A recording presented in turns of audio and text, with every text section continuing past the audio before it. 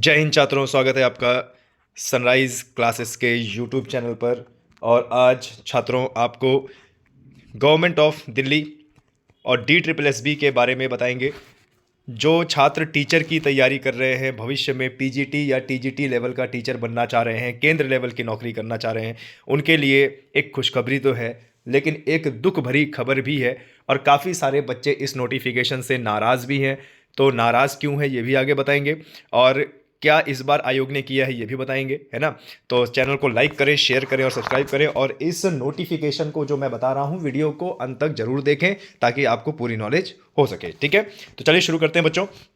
अभी क्या है कि government of NCT of Delhi यानी दिल्ली सरकार की तरफ से एक Delhi subordinate service selection board यानी DSSB की तरफ से एक नोटिफिकेशन आया है, जिसमें टीजीटी और पीजीटी की वैकेंसी आई हैं। और कहाँ पर कितनी वैकेंसी आई हैं, पुरुष यानी मेल के लिए कितनी वैकेंसी है और फीमेल के लिए कितनी वैकेंसी है, इस पर हम पूरी चर्चा करेंगे। ठीक है, तो चलिए शुरू करते हैं। वैकेंसी आई है DSSB यानी दिल्ली के सरकारी स्कूल के टीचर के लिए, जिसका जो फॉर्म अप्लाई शुरू होगा 16/1/2025 से, और ये भरा जाएगा 14 फरवरी 2025 तक। ठीक है, ये ध्यान देना, फॉर्म खुलेगा 16 तारीख को।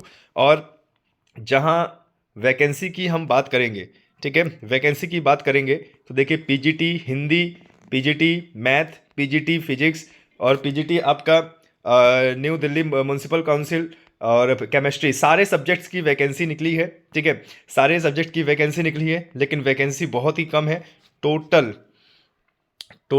432 वैकेंसी निकली है। ठीक है, ध्यान देना, टोटल 432 वैकेंसी निकली है। इस बार वैकेंसी बहुत कम है, बच्चे थोड़ा सा नाराज़ हैं, लेकिन मैं आपको ये बता रहा हूँ कि किस किस डिपार्टमेंट में कौन कौन सी वैकेंसी निकली है, मेल के लिए कितनी है और फीमेल के लिए कितनी है। ठीक है, क्योंकि इसमें सब दिया हुआ है कि कौन कौन सी वैकेंसी किसके लिए है। ठीक है, वही देखिए, जहाँ हम बात करें यहाँ पर पीजीटी हिंदी में मेल की वैकेंसी 70 है टोटल, और पीजीटी हिंदी फीमेल महिलाओं के लिए कितनी है, 21 है।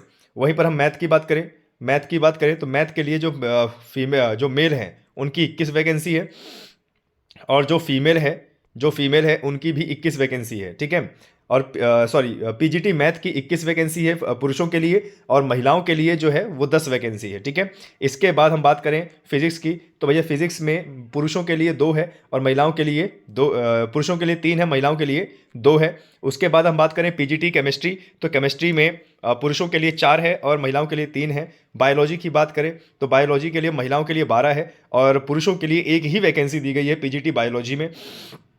फिर वहीं हम बात करें पीजीटी इकोनॉमिक्स में 60 वैकेंसी पुरुषों के लिए, है ना, और महिलाओं के लिए 22 वैकेंसी दी गई है। और कॉमर्स की बात करें तो कॉमर्स में पुरुषों के लिए 32 वैकेंसी दी गई है और महिलाओं के लिए मात्र 5 वैकेंसी ही दी गई है। ठीक है, उसके बाद फिर हम इतिहास यानी हिस्ट्री की बात करें तो पुरुषों के लिए 50 है और महिलाओं के लिए 11 है। ज्योग्राफी की बात करें पीजीटी तो 21 है और फीमेल के लिए मात्र एक ही वैकेंसी यहाँ पर दी गई है। ठीक है, और आगे हम बात करें पॉलिटिकल साइंस की बात करें, पीजीटी पॉलिटिकल साइंस में तो पुरुषों के लिए 19 है और वहीं पुरुषों के लिए 59 है और महिलाओं के लिए यहाँ पर 19 वैकेंसी मात्र दी गई है। सोशोलॉजी की बात करें तो यहाँ पर पुरुषों के लिए मात्र 5 वैकेंसी है और यहाँ पर फीमेल के लिए अभी तक इसमें सोशोलॉजी में कोई वैकेंसी नहीं दी गई है। ठीक है, तो इस प्रकार से टोटल 432 वैकेंसी अभी तक सामने आई है। ठीक है, और सबसे बड़ी बात यह है कि इतनी कम वैकेंसी में इतना ज़्यादा कंपटीशन है। और आज आप देख रहे हैं कि उत्तर प्रदेश जैसे राज्य में टीजीटी और पीजीटी की वैकेंसी 6 साल से नहीं आई है, तो उत्तर प्रदेश के जो छात्र हैं और राजस्थान के जो छात्र हैं, दिल्ली के छात्र तो ट्राई करेंगे ही करेंगे। यानी इसमें कंपटीशन बहुत ज़्यादा हाई होने वाला है। ठीक है, यानी जिसका मेरिट से बहुत ज़्यादा आगे ऊंचा नंबर आएगा उसी का आखिरकार सिलेक्शन होगा। ठीक है, चलिए, तो यहाँ पर टोटल वैकेंसी की हम बात कर लेते हैं कि किस किस विभाग में कैसे कैसे क्या वैकेंसी है। Directorate of education post graduate teacher Hindi की वैकेंसी दे रखा है, ये जनरल, ओबीसी, एससी और एसटी। पीडब्ल्यूडी की भी कैटेगरी है, सी कैटेगरी में एक वैकेंसी है, बी कैटेगरी में एक और कैटेगरी ए में 2 हैं, कैटेगरी डी और ई में एक वैकेंसी है। ठीक है, इसी प्रकार से यहाँ पर हर एक डिपार्टमेंट की वैकेंसी को दर्शाया गया है। आप DSSB की वेबसाइट से ये जो नोटिफिकेशन है उसको डाउनलोड कर सकते हैं, ठीक है। वैकेंसी तो कम है ही, लेकिन देखिए स्टूडेंट, एक सीट के लिए लड़ना होता है, एक सीट के लिए एक सीट ही ज़रूरी होती है, और एक सीट के लिए आपको अपना जी जान लगा देना है, ठीक है। आगे बढ़ते हैं और देख लेते हैं कि इस नोटिफिकेशन में और क्या खास है। अभी कुछ दिन पहले राजस्थान की भी वैकेंसी आई थी। राजस्थान की वैकेंसी DSSB की वैकेंसी से काफ़ी ज़्यादा है, और राजस्थान में अभी PGT की भी आई थी, और राजस्थान में अभी TGT की भी आई है। राजस्थान की जो TGT की वैकेंसी है उसका तो फॉर्म अभी भरा ही जा रहा है। तो आप अगर राजस्थान के TGT टीचर बनना चाहते हैं तो उसको अभी फॉर्म भर सकते हैं, उसका फॉर्म अभी भरा जा रहा है। और इसी के साथ साथ बच्चों, रेलवे की भी जो वैकेंसी है वो भी आई हुई है। रेलवे में मिनिस्ट्रियल आइसोलेट करके वैकेंसी है, उसमें PGT और TGT की वैकेंसी आई है। तो अगर आप टीचर की तैयारी कर रहे हैं तो आप रेलवे का फॉर्म भी भरिए, क्योंकि रेलवे के भी कई सेंट्रल लेवल के स्कूल होते हैं, जिसमें आपको बता दें टीचर की रिक्वायरमेंट होती है। तो काफ़ी दिन बाद रेलवे के टीचर की वैकेंसी आई है, आप वहाँ भी ट्राई कीजिए, और कहीं ना कहीं ट्राई करेंगे और पढ़ते जाएंगे तो कहीं ना कहीं सिलेक्शन जरूर होगा, ठीक है। इस वैकेंसी में अगर हम एज रिलैक्सेशन की बात करें, आयु छूट की बात करें, तो SC ST को 5 साल की छूट, OBC को 3 साल की छूट, और जो दिव्यांगजन है जनरल के 10 साल की छूट, दिव्यांगजन SC ST 15 साल की छूट, और दिव्यांगजन OBC 15 साल की छूट इसमें दी गई है। यानी अगर आप ओवर एज हो रहे हैं तो भी कोई दिक्कत की बात नहीं है, आपको अच्छा खासा आयु छूट मिल रहा है यहाँ पर, ठीक है। चलिए आगे बढ़ते हैं और ज़रा देख लेते हैं कि और क्या क्या इम्पोर्टेंट है इस PGT की भर्ती को लेकर।